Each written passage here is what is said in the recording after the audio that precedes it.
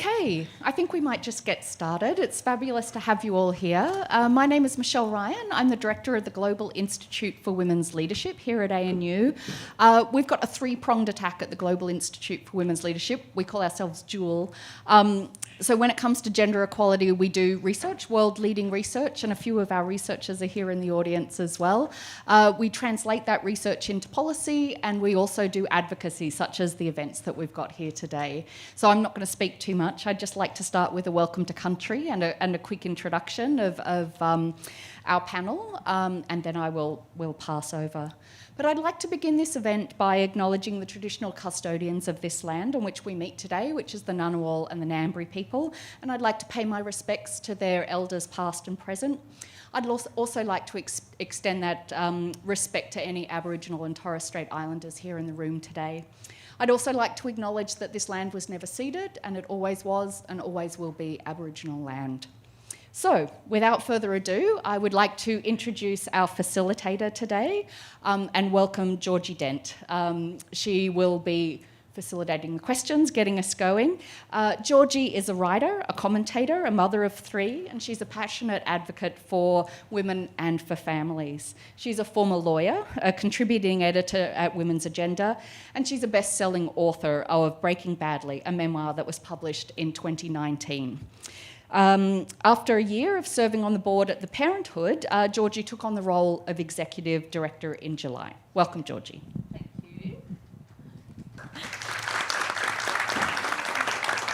Thank you. Thank you so much for that introduction. I do have to just warn you, if you walked in and saw the sign about the comedy festival, you are in the wrong place. I can't deliver comedy, unfortunately. I would also like to pay my respects to the traditional owners of the land, and I would also like to say that I hope that later this year, when we have an opportunity to consider an incredibly generous invitation that was extended to all Australians by First Nations Australians, that I think we should accept it enthusiastically. Before I introduce our panellists, who I know don't actually need an introduction because you know who they are, I just wanted to give you a little bit of background about the Parenthood, which is the organisation I am fortunate enough to run. We are a not-for-profit advocacy organisation, and we represent, at the moment, just over 80,000 parents and carers nationally. I have been in this role since July of 2020, so it'll be 3 years this July. And our mission at the Parenthood is to make Australia the best place in the world to be a parent. And we are really deliberate about that ambition because we know that it is only when parents and caregivers are supported that children can thrive. So the idea that we can be a country that cares about children just doesn't ring true if we're not a country that cares about supporting parents and caregivers. And that is really the framing for our policy priorities. So we commissioned a big piece of research.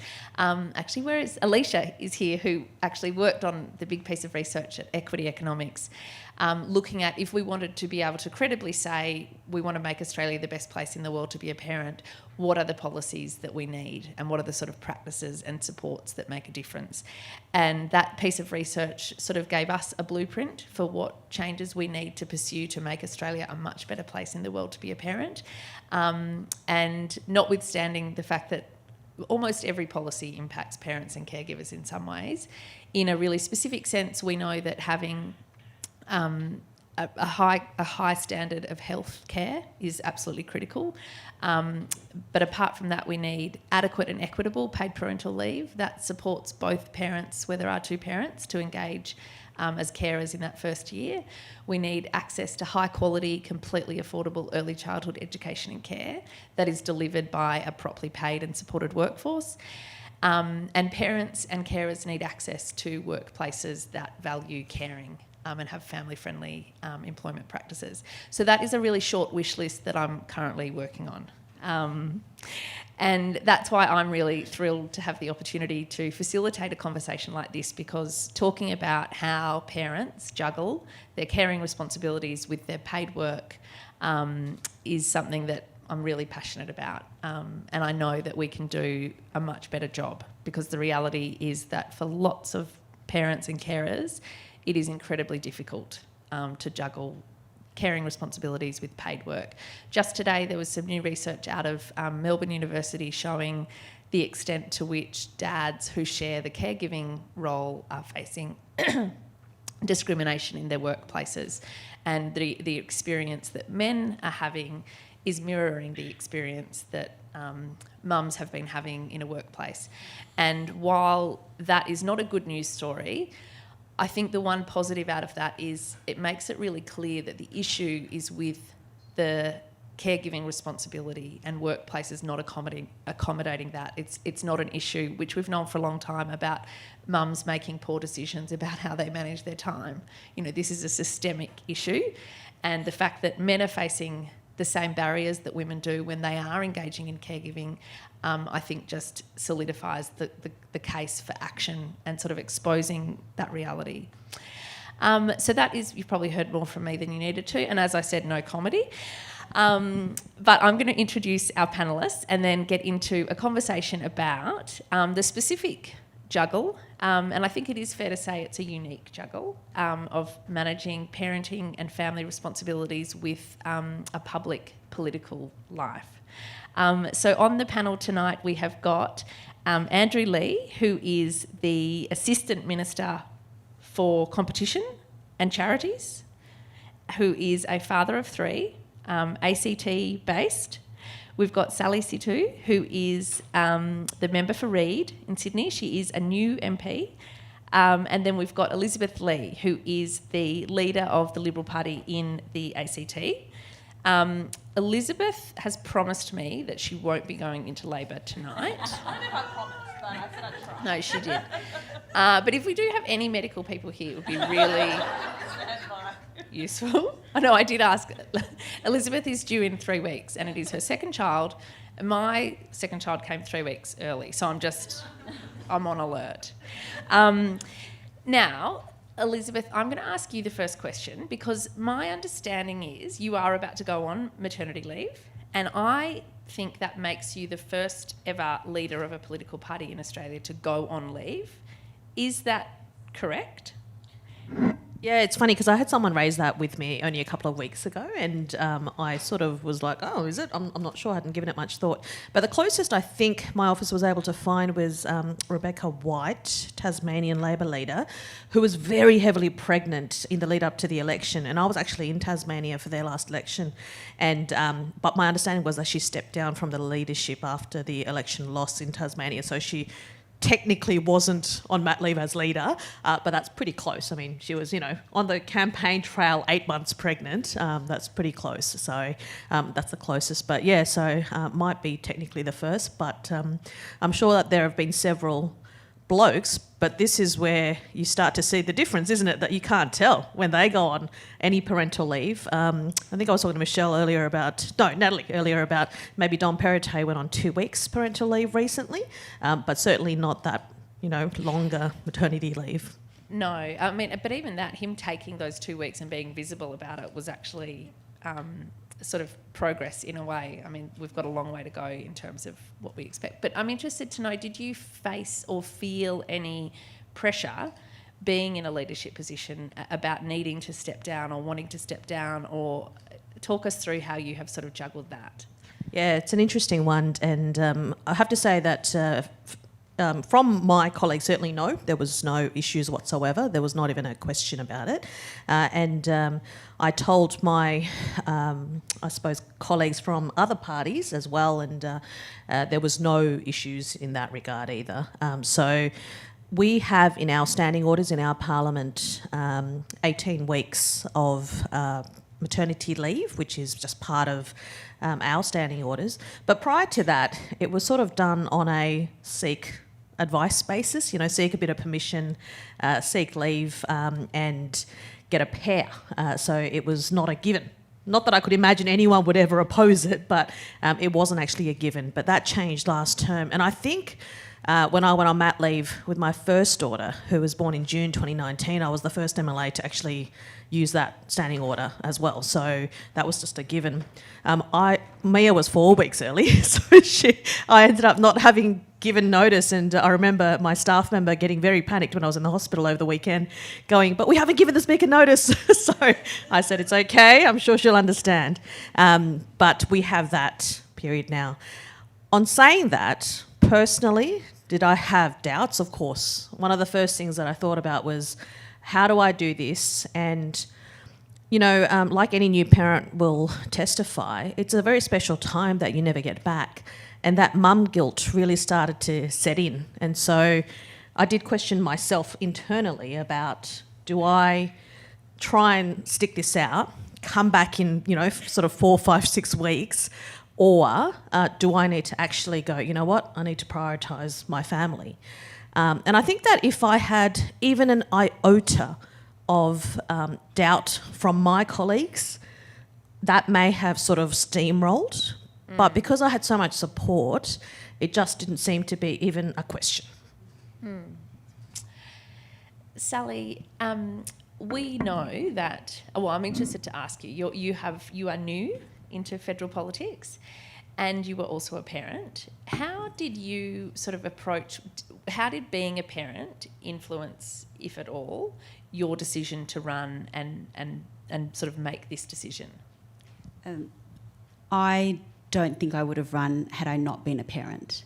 So I've always been involved or interested in politics, and I was a staffer in federal parliament about 15 years ago. So I've always had an interest, and the Labor Party, I share the values of the party, and that's why I joined. But never did I have that compulsion to run. Never did I see myself being a member of parliament.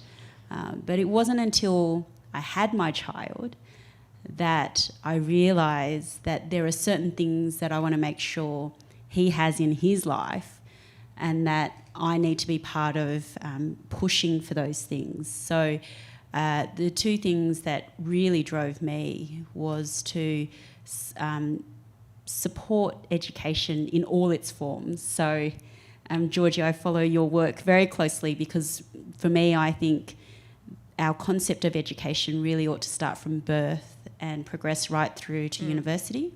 And that's something that I've really believed in. And I saw the benefits of that in my own son. You know, his language just improved dramatically as soon as he started childcare. So that was really important to me. But also acting on climate change was a big driver for me. And it was really thinking about the sort of world that he was going to inherit that drove me to put my hand up to run for my seat. And when I was first thinking about running for the seat of Reid, most of the people who told me, who I sought advice from, said that, look, you're not going to win it in the first term. This is going to be a 2-term strategy, but you should give it a good go. And that really is what I thought was going to happen. And I thought, I really do need to give it a good go, because we do need to change the government. And I don't think I would have done that had I not had my son. Yeah, I think that's a really interesting perspective. Andrew, look, it's no surprise that usually when we are having conversations about parenting and politics, or parenting and any sort of paid work, we have tended to focus really on mums. I'm interested, have you faced questions about how you sort of juggle and manage your family responsibilities with your parliamentary responsibilities? Well, Georgie, firstly, I should say it's a privilege to be part of the conversation. I would be very happy just sitting here and listening to everyone else talk. So thank you for making me a part of it. My eldest kids were 3 and 1 when I entered Parliament. They're now 16, 13 and 10. And so basically the boys have never known anything other than politics. Being a representative from Canberra does mean you get a kind of living over the shop aspect to your work-life balance that certainly Sally doesn't get, and particularly my colleagues from Western Australia don't get. But politics still kind of seeps into everyday life a lot. I try and deal with it by bringing the boys along to everything, which means that you get moments like attending a branch meeting with a son in a Spider-Man costume who suddenly, just as you're about to stand up and give your branch report, tugs your arm and says, "Dad, I really need to go to the toilet."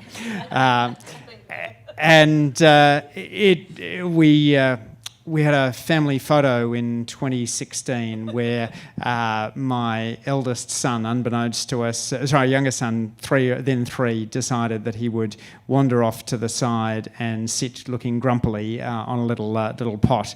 And the photographer, David Foote, managed to capture this shot of the rest of the family smiling happily at the cameraman while Zachary scowled his best scowl.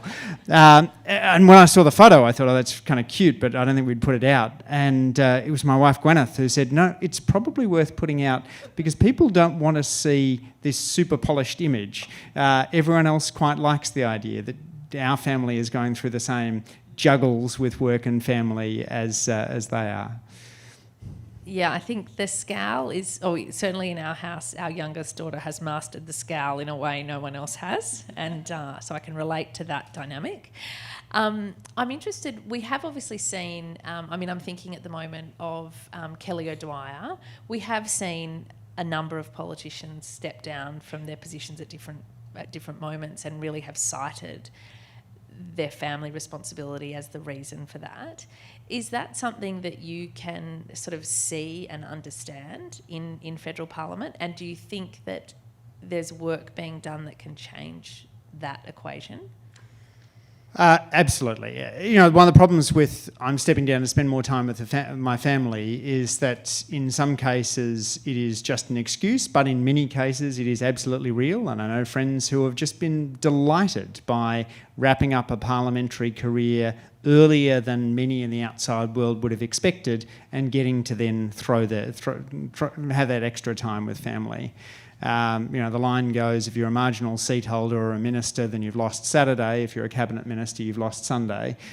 So it really is a job that intrudes on absolutely everything. And where, if you're... it's often very hard to combine it. One of the great things that Tony Burke has done in the latest parliament is said that after 6:30 p.m. there cannot be votes. That's the reason that Sally and I are with you now. It's also the reason why after this I'll be off getting our three boys back out from in front of the TV where they're currently sitting while Gwyneth is off at her Pilates class, and the reason why on a typical sittings night, in many cases, I can be home with the kids, reading them stories, putting them to bed, in a way in which it just wouldn't have been possible in the parliament I first joined, where we sat until 10 p.m. Elizabeth, there is lots of evidence about the sort of importance of family-friendly work practices to attracting and retaining talent in virtually any workplace. Do you think that the same goes for politics? And do you think that there are opportunities to ensure that we can sort of attract a broader demography and sort of more women into politics? I think definitely. And if you have a look at the makeup of the ACT Legislative Assembly compared to federal parliament, in 2016 we, as across all three parties, achieved first female parliament in Australia, and we repeated that in 2020. And I think, people have always asked me about sort of, especially when all of the hype and media about the toxic work culture in federal parliament was around, I got asked about the comparison to ACT. And I have to say that there are two main factors that I think have set us apart. One is that we don't have the fly-in, fly-out mode of meetings. So we're a very small, geographically very small jurisdiction, and so we absolutely have no need to sit until 10 or 1 in the morning. If we need to, we can actually come back the next day. It's different, when you've got colleagues having to fly in from WA, so we don't have that. And the second is, I have to say that having more women does put a different perspective into what is acceptable. And having had women in leadership roles, so we've had Kate Carnell as the first Liberal female Chief Minister, and we've had, Katie Gallagher more recently as Chief Minister as well. And so there are accepted practices in the ACT, which seem like, hold on, isn't that sort of common practice? But in federal parliament probably would be like, whoa, whoa, whoa, what's going on? So things like we rarely sit past 6 p.m, rarely, if that. And so we do also have the luxury of being able to get home most of the time. And number two, we try to avoid school holidays when it comes to sittings or a lot of committee work. And so that does make a difference. And if we want to attract more women to politics, and if we want to attract more dads who feel they can still have that, then it's, I think, a given. It's interesting, though, that point about sort of men being discriminated against. And my partner at the moment, he is actually in a workplace that has very generous parental leave, like more than what I get. And when I said to him, oh, that's great, he goes, whoa, whoa, whoa, I don't know if I can take it all. And I said, what do you mean? And he was worried about, well, what's that going to do for my career? And I just went, mate, welcome to what women have been worried about for decades. But it was really interesting, the perspective, because the first thing he thought about was, oh, I don't know if I can take 26 weeks. No way, because, you know, that's going to hamper my career prospects. And I just sort of thought that's just such a switch that many men hadn't really thought about. So interesting. Yeah, and look, that's something that we talk about quite a bit, that it's one thing to have a policy, and they're actually, like law firms, for example, have had really generous paid parental leave policies for a long time that men and women can access. But if you don't have a culture where using it is acceptable, then the policy isn't worth anything. And I think it is. I think your husband's response is not uncommon. Your partner's response is not uncommon. Sally, earlier in February, you shared on social media that your son had a particularly sort of teary morning, and he was sad that you would hear. It happened to be the same day that I had an incredibly emotional drop-off with my youngest, who just started in a new class and didn't have her friends, and she was absolutely distraught, and it completely caught me off guard. It was her second year of school. I thought we were okay, and I came away, and I honestly, holding back tears myself was a huge achievement. I cried as soon as I left the school gates, and it was the same day that you shared your experience. And I shared mine too, and I just said the reality for so many working parents is on any given day you have got a bruised heart or a distracted mind by virtue of these little people that you love out in the world. Tell us about how you and your family are managing him and his emotions and you being away. Well, I talked about this with the Minister for Social Services, Amanda Rishworth, who is formerly a psychologist, and we both said to each other, we're just building resilience in them, we're doing great. So there is part of that, but I think for our family, we understand that it's not just about my husband and I. We're very fortunate that we've got our own little village to support us. We've got both sets of grandparents who are willing and desperately wanting to step in to assist and help, and my brother who lives very close by. So my niece is always helping us with babysitting. So we're very fortunate in that sense. And actually, I used to work in Samoa with AusAid, and seeing how that culture parents is dramatically different from how we do it here. They all live in one big property together, and it's multi-generational, and the aunts and uncles and mums and dads and grandmas, they're all in each other's business and looking after each other's kids. And, you know, I don't necessarily want to go down that route, but I do admire a lot of what they're able to achieve as a result. And so I think my husband and I are both given up on the idea that it's only going to be the two of us who parent my child. And he, I think, is lucky for it, that he has so many great influences in his life. But I have kind of flipped my thinking around it as well. So yes, it is hard, and yes, I do spend a lot of time away from my family, but there are some extraordinary things that my role has given my son. So if I just share one anecdote, he came home from school one day and said to me, Mummy, I think people said you're really kind. And I was like, what do you mean? He said, Elizabeth from year 2 came up to me in the playground and she asked if my mummy was Sally Sitou, and I said, yes. And she said, your mummy's really kind. And I said, why?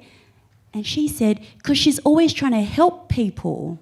And so for me, I think that was a lovely example of showing him the type of person that I'd like him to be and the values that I think we as a family would like to have, and that is the idea of helping others and service. And so he sees me doing that directly. Sometimes he's standing beside me at a really boring branch meeting and hearing me talk about the things that we do, but he's seeing it instead of me and my husband telling him about those values. He sees it and he kind of lives it through me. And so I get that there are some hard things about this role, but I think that I am also enriching his life in a way that I wouldn't have had the opportunity to had I not been in this role.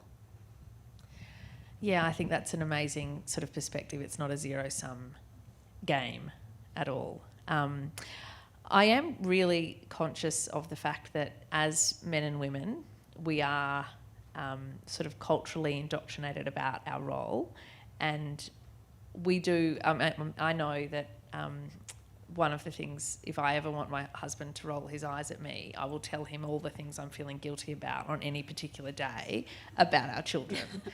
And he's just like, I honestly don't know how you get out of bed. But instead of beating myself up about that, I say to him, as a woman, the sort of public expectations that I have absorbed are really, women as caregivers. And so then when you do get a huge amount of purpose and out of your professional life, I find myself confronting this, and I have to have those conversations with myself all the time about actually our girls are enriched by having a mum who is engaged professionally, and the sort of double standard in my head about what I'm doing compared to my husband. And Andrew, I'm going to put you on the spot in this regard because I'm interested to know, do you watch your sort of female colleagues in Parliament and think that for them the reality of juggling caregiving responsibilities is different to you as a sort of dad and your male peers? Yeah, absolutely. I did a book called The Luck of Politics back in 2015, and I was interested in a little quirky exercise about whether Liberal or Labor politicians had more boys or girls. And in the process of doing that, I ended up counting the number of kids that male and female politicians had. And it turned out that female politicians, as in 2015, had on average one fewer children than male politicians. I gave the numbers to Annabelle Crabb, who used them in the wife drought. But it did speak very strongly to the challenge of having kids and being a woman in politics. But it's just amazing seeing colleagues leaning into it. So it's multiple birth week this week, and my colleague Arnica Wells has decided, because she's moving house, that she will leave her husband without the kids this week, and she'll bring them down to Canberra.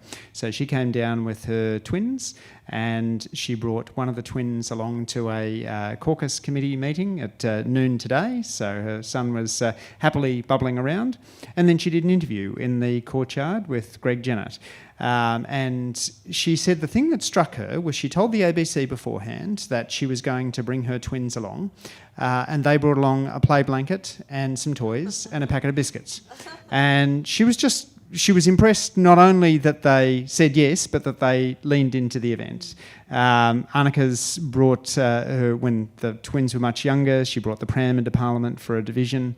I remember seeing her when the bells were ringing, and she said, I don't know if I can bring a pram into the Parliament. I was like, Annika, let's take it in and let's let them try and stop you from coming in to vote with a pram with 2 sleeping twins inside. So it's truly lovely having kids in caucus committees. I love it when a kid cries during question time. Just reminds you of the kind of basic humanity of the place. You know, having kids makes the world seem a little bit sillier, a little bit gentler. It's a little bit harder to take everything too seriously. So whether you're a dad or a mum, I think there's a great benefit to involving the kids in things. I've been burnt with it before. Can I give you one quick story? I took one of our kids along to the tarmac where I had to meet Prince Charles and Camilla, who were coming in. And it was a Sunday. I didn't want to spend time away from the kids, and so I just said to my eldest, "Do you want to come along with me?" So we picked up some flowers. We went in. He gave the flowers to Camilla. We did the usual handshake. And there was a journalist there who said, "Do you mind if I have a chat with your son?" And I had to go and do something else. And I was like, what on earth could happen with this? That'll be fine. Just leave the child with the journalist to chat. Next day, the report of the story in the Canberra Times begins, "The flowers were from Woolworths, but the smile was from the heart." So at least Sebastian came out well from the story. I love it. Now, look, because you did bring up multiple births, I do want to flag that today at Parliament House there was an event that the Australian Multiple Births Association ran, and they had 12 families travel to Canberra. I mean, frankly, even if you lived 100 metres from Parliament House, bringing twins or triplets to Parliament House by 9:30 this morning, and they had 12 families who all paid their own way to be there today to launch a piece of research called Multiples Matter. And it took, the director, Celia Anderson-Cook, has triplets who are just over 1, and 7 months ago, when she was realising the extent to which parents of multiples just don't get the support they need, she imagined hosting an event in Parliament House, which she did today, and it was Annika was there. There were a number of Jed Kearney, who is also a mum of twins. Dr. Monique Ryan, who is a twin, was there. It was really well attended, and the research is really it makes a very compelling case for why. I mean, we all know it, that if you have more than one baby, you're going to need more support than a person who just has one baby, and the support isn't necessarily there for them, and they're carrying an incredible load. So just because you brought it up, I had to give them a plug. I also was meant to say at the very beginning that if you have questions, I will come to you. So I didn't tell you that, but please do think about any questions, because we would love to have you ask the panellists your thoughts on how they're managing their political careers and public life. Actually, that is something that I wanted to ask. ABC Canberra did a radio interview with me this afternoon, and they were interested to know, and I said I would ask each of you this. To what extent are you aware of the sort of public nature of your role in relation to your children? Like, how do you juggle? And because what I keep thinking about is, Lord knows the wild tantrums that I have been, when you take kids to the supermarket or something. And I have often thought, if you were a public person and that happened, it would be terrifying. Is that something you are aware of as a parent, particularly and I'm looking at you, Elizabeth, only because I know your children are younger. Is that something that you carry with you? I think that's a bit of a yes and no question, because when I'm doing something on the weekend and I've got my 3-year-old and God knows teenager, it is terrifying. But you want to be present with them, right? So you don't want to be sort of continuously looking over your shoulder or thinking about is anyone sort of watching.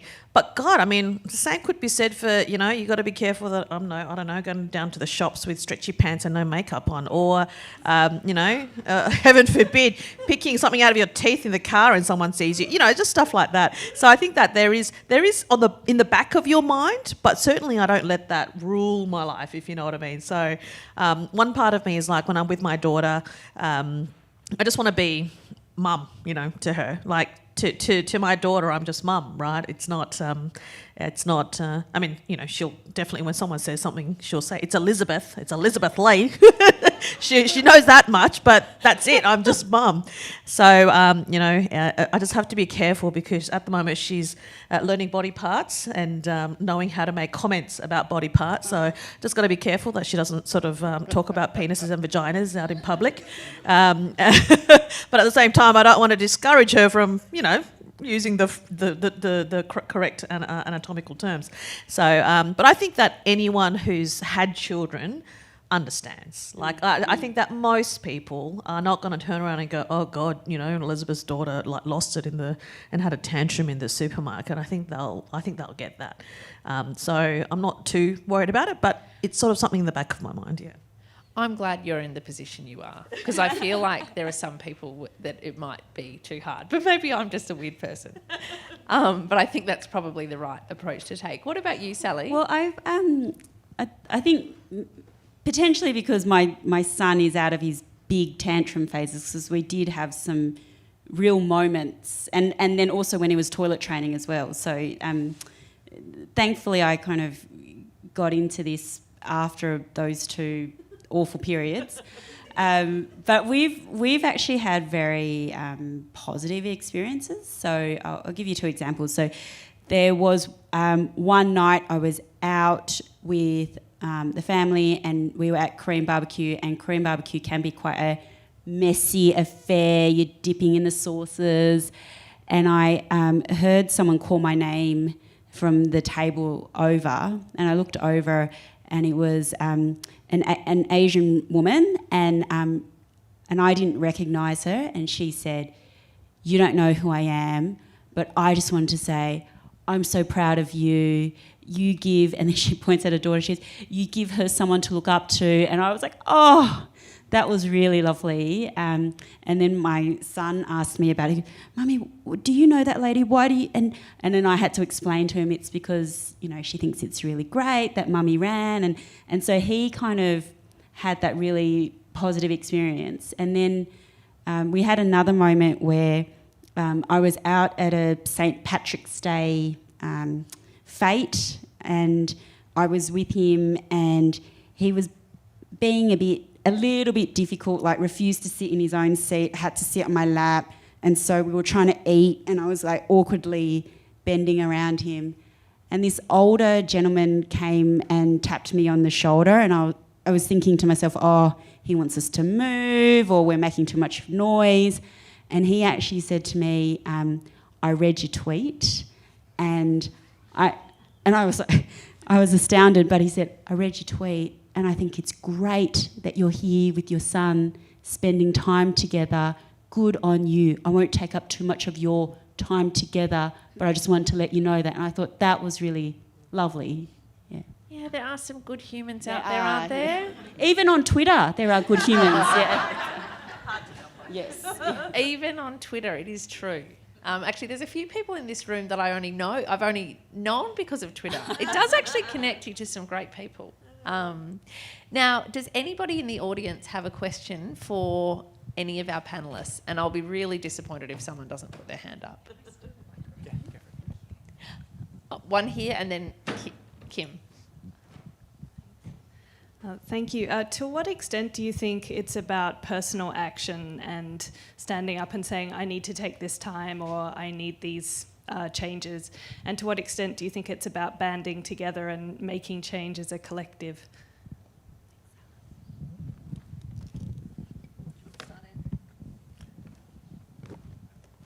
Most big change is systemic, right? You want to make sure that you have more women in Parliament. So we have, for the first time now, a party room which is majority women, and that just completely transforms the conversation, and the standing orders are changing, and that matters too. But I think there's also a bit of a demonstration effect. A good friend of mine is a partner at a Sydney law firm, and he talks about the importance of noisy exits. So he and his partners have discussed, law partners that is, they've discussed when they're going off to pick up kids in the middle of the afternoon, they don't just slink out of the office, leaving their jacket on the back of the chair. They say very noisily, "I'm off to pick up the kids now. You can get me on the phone if you need me," which is sending a signal that that's a perfectly appropriate way for others in the organisation to behave. My friend Katie Gallagher says that when she turns down events on the weekend because she has to be with her kids, she makes it a point to never apologise, to never say, "I'm sorry, I have to spend time with my kids." I typically fail the Gallagher test, but it is a standard to which I aspire to meet one day.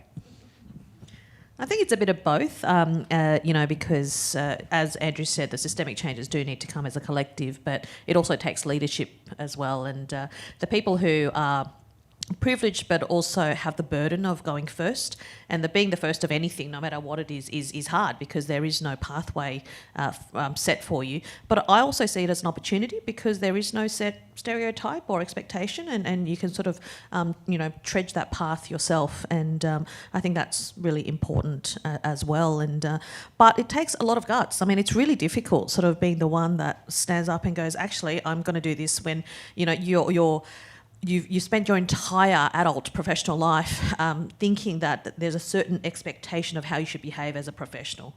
That sort of old saying about when you're a mum, you need to be a mum as if you don't have a career, and when you're working, you need to behave like someone who doesn't have kids, And it's a big pressure, I think, especially on working mums. But I think we are getting better. We're definitely getting better. And it's that old adage about you can't be what you can't see. So if we normalise having kids, especially with dads around as well, I think that helps enormously. It also means that the next generation of those, girls can see that that's actually a thing that's accepted, and it's not just accepted, but I can actually do that, and it's going to be open to me. So I think it does take both. And for me, I think it is those leaders stepping up to create systemic change. So the way I think about diversity in our leadership is that it's not in and of itself enough just to have a diverse-looking group of leaders. It's about what you do when you get into those leadership roles. So I look back at the difficult battles that Labor women had in the 90s to push for quotas, and those Labor women, they had to bear a lot of the brunt of the arguments, and it was not an easy time for them. But they pushed and they pushed, and they had those debates, which meant that someone like me was then able to pop up in federal parliament some decades later, and then also we were able to create this first majority female federal government in our country's history. And it is because of those leaders who are willing to step up and create the systemic change. I'm interested in the contrast that you've made a couple of times of being a member of parliament in your home state as opposed to those outside of Canberra who have to travel. And it makes me think of what I often tell my constitutional law students, that you can definitely see that there were no women at the drafting of the Constitution because of the requirement that our federal parliament had to be at least 100 miles away from Sydney because of the battle between Sydney and Melbourne. And if women had been there, they would have advocated that would make it very difficult for anyone with family responsibilities. But I'm wondering, with the advent of COVID, whether there has been an opportunity to be a bit more creative for those of those members of parliament who are not Canberra-based, to make it more family-friendly, to be more enabling of being a participant without actually having to physically be here in Canberra. So I'm still quite new to it all, so I don't know what it was like before, but certainly in some of the committees that I've been on, the discussions around, not so much the Canberra aspect, because I think we still need to be here to vote and participate in some of the discussions that happen here. But for the committee work, there have been some talk around whether or not we can hear from people via Zoom. I also think it's beneficial to those who are coming to hearings. Like, why do they have to travel to a major city in order to tell us their story or experience? So I think the Zoom aspect would be good for me, not having to travel, but also good for those wanting to give evidence to a committee. And just to add to Sally's comments, Kim, one of the changes that we made to the standing orders this time around picks up the COVID norms of being able to give a speech while you're on parental leave via telepresence. So you can't, as Sally says, you can't be counted for the purpose of a vote or a quorum, but you can make a contribution on parental leave, which tangibly changes your ability to work while on parental leave. Hi. So just the conversation is just turning some gears in my head, and I'm thinking about a prominent staffer who was heading back to her home city, and she wanted to see an event that her stepdaughter, her partner's daughter, was performing at, and there was perhaps a conversation about, you know, de facto parenthood and non-traditional styles of parenthood. It's already so difficult to have these kind of holistic, inclusive conversations with men. How are we making sure, particularly from a policy dynamic, when we're having conversations about parenthood, that we're inclusive of all kinds of parents? Again, I think it's about normalising the, varied family structures that we have in our society. And, when you think about, it's only sort of a generation ago that we had these very stereotypical roles for males and females in a partnership, and that's come a long way. So we still haven't got it perfect, but I think it is about normalising it in terms of, and the easiest way to normalise anything, of course, is to see it more often. So to encourage that kind of behaviour and accepting of that publicly, I think especially for politicians who do have the privilege of being in that public eye, I think is a really important thing. Yeah. And increasingly, as you see that there is greater diversity in our parliament, there is diversity in the types of families that are there. There are lots of blended families in our caucus and across the chamber. And I think the other important point to make is that there are caring responsibilities that we have for our parents and our partners as well.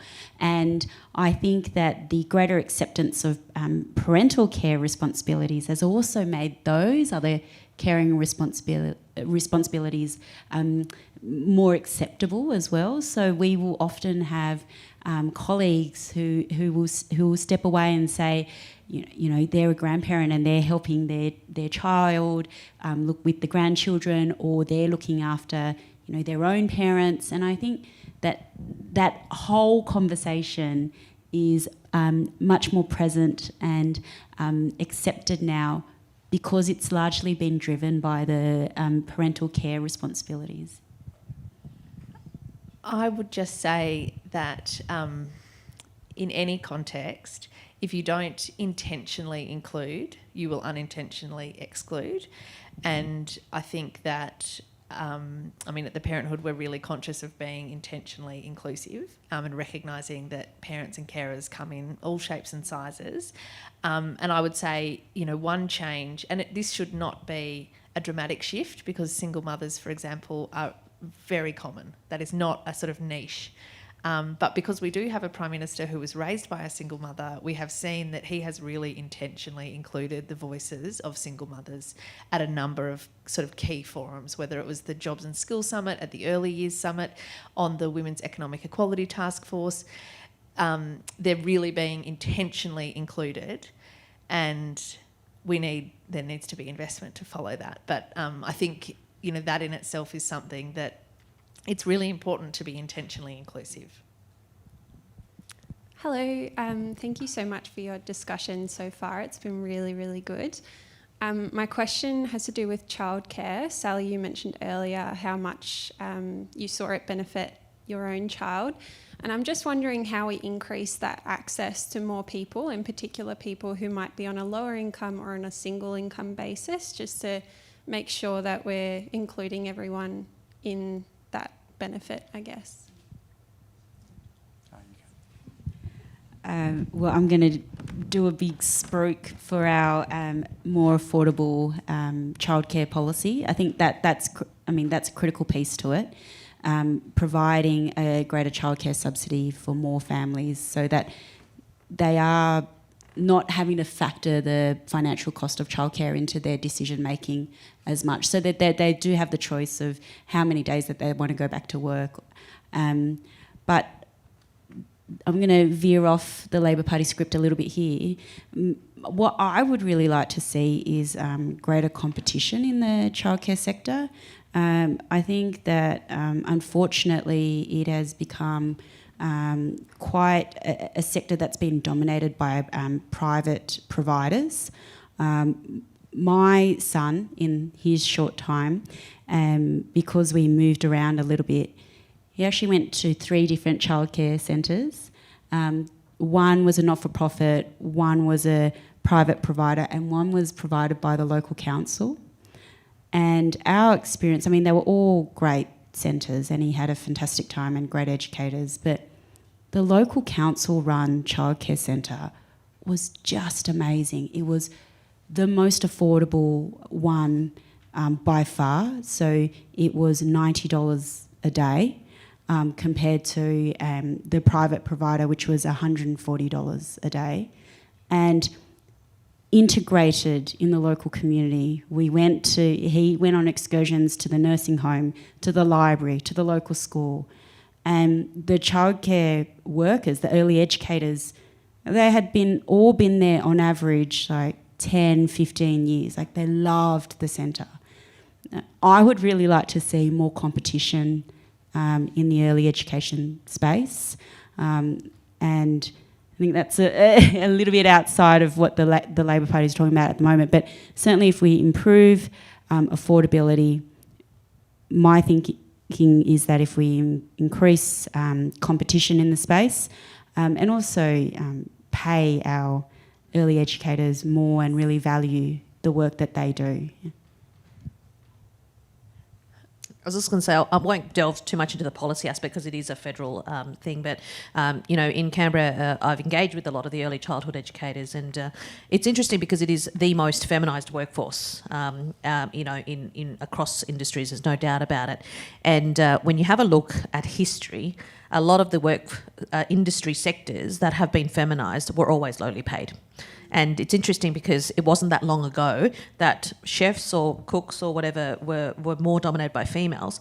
All of a sudden, all the males come in and they're paid huge amounts. So I think there is definitely a correlation between a highly feminised workforce and low income. So that's one aspect of things.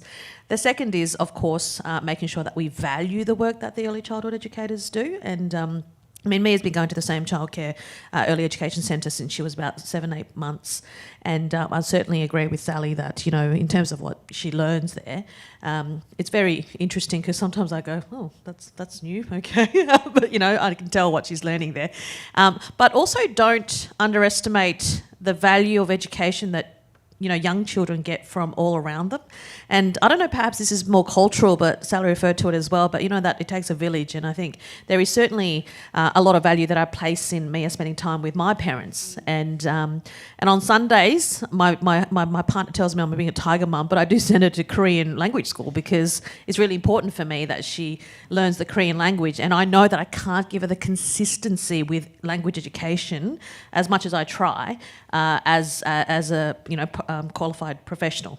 So I think the education can come in different ways as well. But of course, I say that from a privileged position of someone who can afford it. And so, we need to make sure that everyone has access to the benefits because we know how beneficial it is, right? The first 1,000 days of a child's life, we know how beneficial it is. I would also just add there that removing the activity test altogether would really substantially lift access, particularly among lower income households. Some research that just came out 2 weeks ago showed, this is a dilemma that anyone who's experienced it can understand, but if you don't have an early education place for your child, it's really hard to go to a job interview and it's really hard to get a job. But if you don't have a job, you can't pay for early childhood education and care. And so the activity test acts as a real barrier for a lot of predominantly low-income mothers in particular. So removing the activity test is one thing that lots of organisations like the Parenthood have campaigned for. But the other big piece is that there's a Productivity Commission inquiry that is being headed by Deb Brennan. And that really is looking at universal access. How do we design a system that every child, regardless of their postcode, regardless of what their parents earn or don't earn, has got access to high quality early education and care? And under the current subsidy model, it is very impossible to see how you would make that work. So we would be looking at a very different model for delivering early education and care. Thank you for that. Going on with the concepts of privilege and deliberate inclusion or active inclusion, I'm wanting to know what is in place at the moment to help support mothers or parents from a more diverse background, say for example with children with lived experience of disability, or those sorts of messy kind of family lives that we don't tend to see in politics. What's being done within parties and what could or should be done to help support and make room for the kind of more average Australian parent to succeed in politics? So once you are paid a parliamentary salary, you're automatically within the top 5% of income earners. So in some sense, you know, you're well up the income scale at that point. But that's not to say you have a whole lot of supports around you. John Howard didn't do a lot of fantastic things during his time in office, but one good thing he did was to take the non-members bar and turn it into a parliamentary early learning centre. For Howard, this was a double benefit. It had been pointed out that his government was not particularly family friendly, so he could tick one box there. And the non-members bar was a principal place in which his cabinet ministers would leak to journalists, and so he was able to shut down that source of leakage. But I see it as a challenge, particularly for staff, and one of the things I'm quite conscious of in my office is how we create staffing roles which allow people to combine work and family and bring in those diverse voices. And one of the things we typically have done really badly in politics is to ensure that staffing at the very senior levels is representative. So if you think about who's staffing the typical Prime Minister's office over the last 30 years, it tends to be people without kids, because it is very hard to be a prime ministerial staffer and have kids. So you get early 20-somethings, pre-kids, and then you get a cohort of kind of 50, 60-somethings, and then there's this missing middle, which means that the Prime Minister isn't getting advice from people with complex family backgrounds and who are raising kids at the same time. So there's an advice deficit coming through. I'm trying to do a bit in my own office, and I can see other offices striving towards that, but doing so in an environment which is not conducive to having that diversity of experience. I'm going to say it is a really important and tough question, because even running for Parliament is a very privileged position. I was able to do that. So essentially, we went from a 2-income household to a 1-income household because I really couldn't work during the campaign period. But I was able to do that because my husband is a high-income earner, and we had lived a lifestyle that wasn't beyond our means.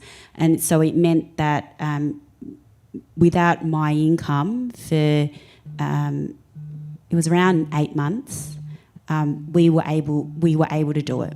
That's not the case for many people, and it's maybe a little bit easier in a political party because you have the support structures there to help you.